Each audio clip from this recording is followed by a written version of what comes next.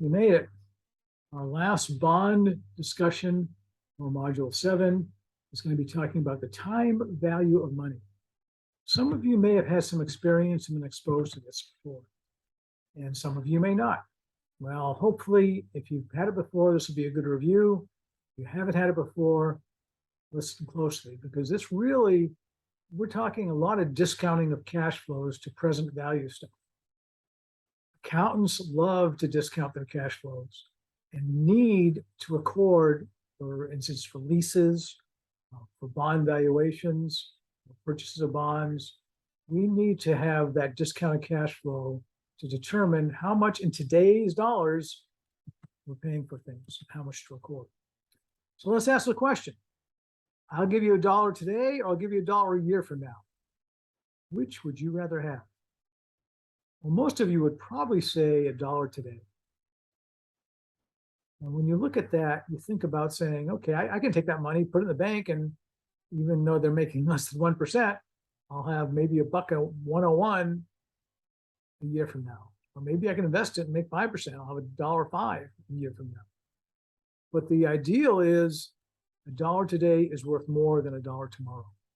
So if I promise in 10 years to pay you $1 million, would you pay $1 million today for that?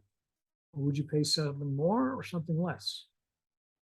Well, hopefully you're thinking, I wouldn't pay $1 million because I could put that in the bank at 5–10% a year, and I'll have more than $1 million 10 years from now. So think about it. I'll give you $1 million 10 years from now. Today, maybe I'll pay $800,000 for that, $750,000, $675,000, depending on the market rate of interest. You're going to discount that $1 million 10 years from now to a present value, not an annuity, not a monthly payment, not a 6-month payment, not an annual payment, but a single $10 million a year from now, 10 years from now, $1 million. So AS intuition says you receive it now, more valuable. Interest earned will grow. So what's the risk? The right to receive the amount of money now, the present value is more than the right to receive, say, 10 years from now. The longer we must wait, less attractive the receipt. I may not be here in 10, 20, 30, 50 years. Hopefully, maybe I will be. But the idea is it's going to be worth less and less the further out you go based on the same interest rate. Now, the greater the interest rate, the greater amount the greater the interest rate, the greater amount we will receive in the future, which means we're willing, if it's a higher rate of interest right now, you need to pay less to get it because someone else is going to get the higher return. And then there's the risk associated. And here's our PIT. Remember our formula: principal times interest rate times time. That's the calculation of interest paid. Present value computation. We're going to take, we have 9091 today and can invest it 10% for 1 year. Well, 10% of 9091 is 909. In theory, that's going to come out to about $1 in 1 year, or $100, $99, $90.91. So present value of $100 to be received from 1 year is 9091, based on a 10% discount rate. Now we've got tables that make life easier on that. So if we look at the tables, you start saying, oh, interest rate. Okay, if I'm looking at right here, 10%, 0.10, 1 period, 1 year is my 0.909. That's 90.9 today. That's the rate of the interest table. Present value of a single amount 1 year from now. Multiplied by 0.90909, and you're going to get that value. 2 years from now, it's worth less at 0.811. You go 10 years from now, 0.358, or 352 rather. So 10 years from now, you're going to pay roughly a third of the value. 0.3855, 10%. You're paying roughly almost 40% of the value. So $100, you pay $40 to get 10 years from now, $100. So that's pretty simple. Look up at the table, multiply it out, and you're on your way. Present value tables, Appendix 6 of the book. Number of interest compounding periods, 3 years, semi-annual, six periods. Okay, so we're looking at a present value factor, multiplying out and coming out with a present dollar value based on the table, based on the interest rate, based on the number of years. So that's a present value factor we're using, multiplying the end dollar amount by that factor to get today's dollar amount, discounting to today. And there are some examples of discounting present value of these monies. This is a 9070, $100, and it's rounding. It's 2 years or 4 semi-annual periods instead of 2 semi-annual 1 year. And there's a way of doing it with Excel. There's a way of doing it on the calculator. There's a way of doing it with tables.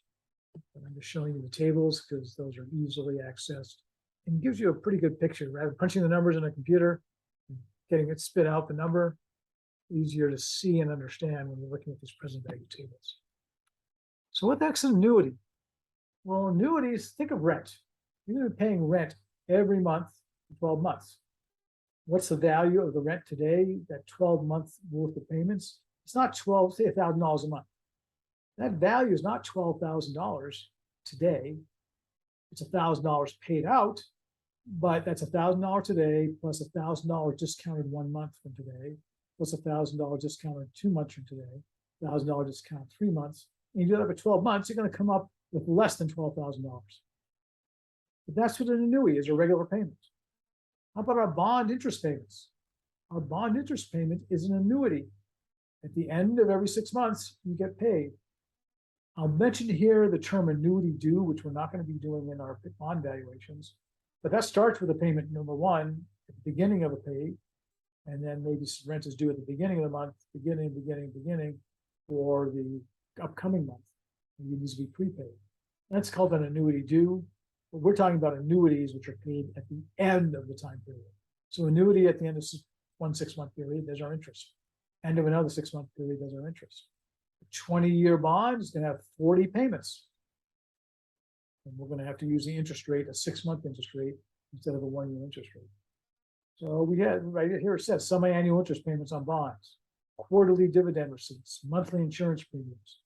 Those can all be discounted as an annuity and recorded accordingly.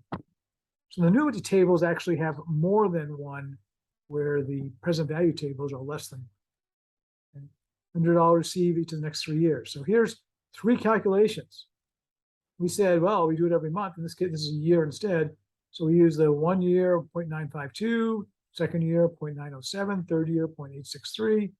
And the value of those $300 payments is $272. Individually, if I said I want $100 a year from now, based on the interest rate, 5% annual rate, you say, give me 95 today, I'll give you $100 a year from now. Or give me 90 bucks today, I'll give you 90.70, I'll give you $100 a year from now. Or give me 86.38 today, I'll give you $100 3 years from now. But now we're doing a new ordinary annuity, getting all 3 payments. We're getting $300, not just 100, and a 2-year, 103 year. We're doing all 3 payments for a total of $272.32. And here's the table we took that from: 1, 2, and 3. Present value. Oh, this is present value of annuity. I apologize. Let's go back here. So present value of the annuity is 3 years, $100. Our total 272325. 272325. And there we have on the tables 3 years, 272325 under 0.05, 5%. So we're multiplying by that 2.72035, which we find right here under 5 years. I'm sorry, 5%, 3 years, 2.7235, which is a match for the 3 individual payments associated with that. Total of 2.72325. That's what the annuity table is, just a combination table. Go with that. PV ordinary annuity. Okay, this is the table we just looked at. Same table. And this is not annuity due, this is ordinary annuity. And that's the ordinary annuity table we're using to get that 2.72325 figure. And then we have our bond associated with the valuation. Future cash flows, there's 2 of them. Interest payments every 6 months and a single payment for the face value at maturity. All based on the market rate of interest at the date of the sale. We only use the stated rate or the coupon rate to calculate the cash flow being written, not the valuation of that cash flow. We have to use the market rate of interest, not the stated rate of interest. So we use table 1 to compute the present value of the future principal. And then we use the present value of the series of payments, also known as the annuity, and we add those two numbers together. That's how we're going to determine the value of a bond. Pretty important to be able to do that, because we just said $1 million bond is almost never worth $1 million. So here's 100,000, 8% 4-year bond. We have two cash flows. And at par value, if the market rate was 8% or 4% semi-annual, sold at par, $100,000 bond. But rarely is it sold at par. So we look at our value with an 8% stated rate, but a 10% market rate. So the rate of interest is higher. I bet this bond is going to sell it at a discount.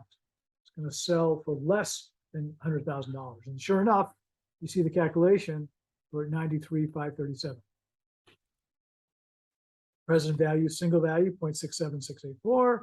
And then the present value of an annuity times 6.46. Annuities are almost always over 1. Present value is always going to be under 1.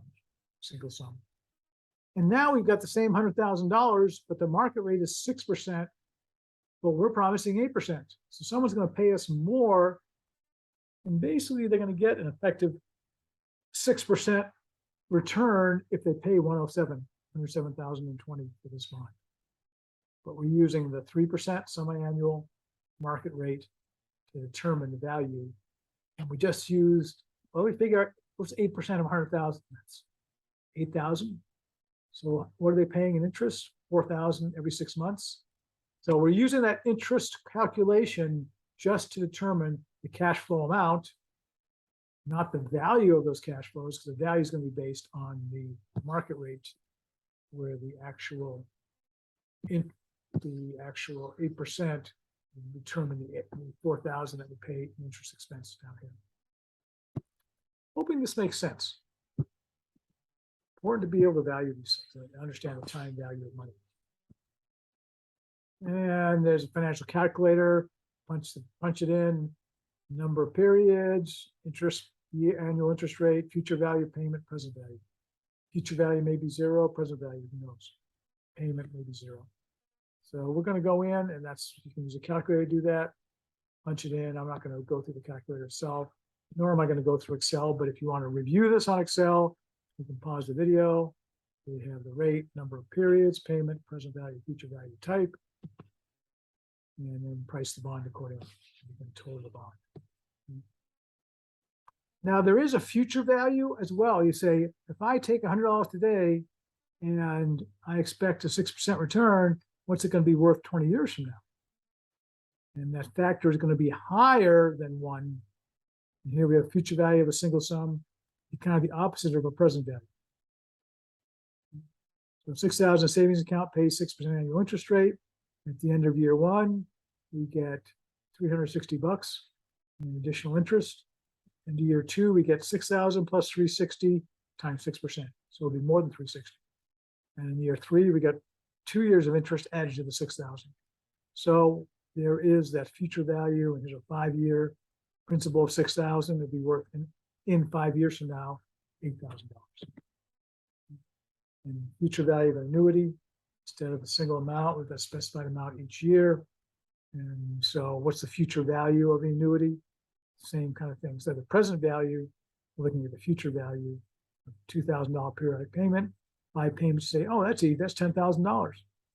But not so easy, because we have an interest rate and we have to project a future value, which is actually 11.7. So hopefully this gives you a flavor for using the present value. And as I say, mostly we were using is the tables, but the present value of an annuity, present value of a single sum, those are what we do to value our bonds. And we also use future value annuity, annuity due. Those are all things that are used in time value of money And we'll actually do some of this discounted cash flow stuff in some later chapters when we're evaluating, we're buying a piece of equipment. What's the cash flow it's going to generate over the next 10 years? We discount that to today and say, well, what's it going to cost us? If we're going to get 20,000 equivalent of cash flow over the next how many years, discounted to today, maybe 30,000 in cash, but present value would be 20,000. It's going to cost us 15,000 to do that today. It sounds like a pretty good investment. And we'll see how that works in the future. But for right now, I want to make sure you understand how to value a bond, how to take that present value of an annuity and the present value of a single sum future flow, add those together, and we've got our bond price. Thank you for your interest. Thank you for your dedication, and hopefully you found some value in our conversation. See you again.